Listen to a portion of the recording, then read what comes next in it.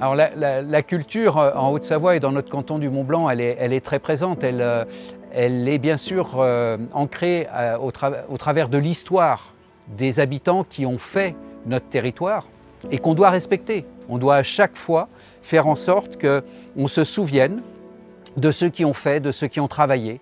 Nous aujourd'hui, on récolte quand même un tout petit peu les fruits. Et puis, nos villages sont faits aussi au travers des constructions qui ont été faites.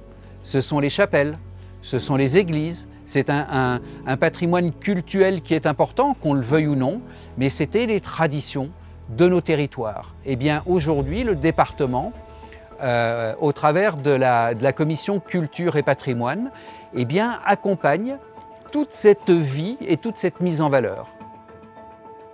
Jean-Marc Payec s'est identifié pour quelqu'un qui a su mettre en valeur sa commune, notamment en valorisant parfaitement son patrimoine et en ayant aussi l'image d'une commune dynamique, tant au niveau de la population, des services à la population, mais évidemment en termes touristiques. Et puis, et c'est je crois un élément assez emblématique, pas seulement sur un patrimoine historique, mais aussi sur un traitement plus contemporain des démarches artistiques avec tout le travail qu'il a su réaliser.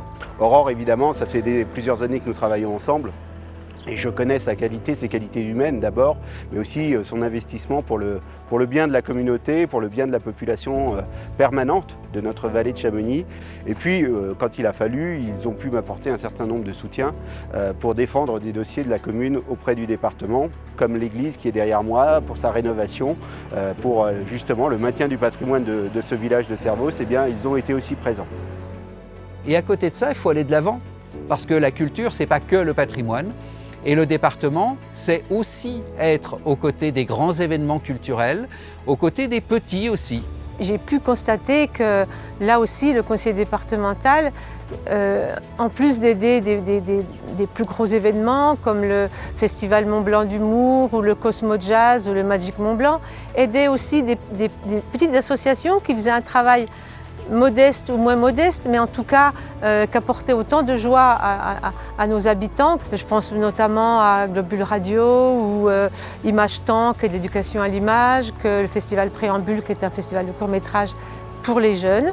Donc effectivement, à chaque fois, le conseil départemental est présent en soutenant financièrement ces associations et ces événements.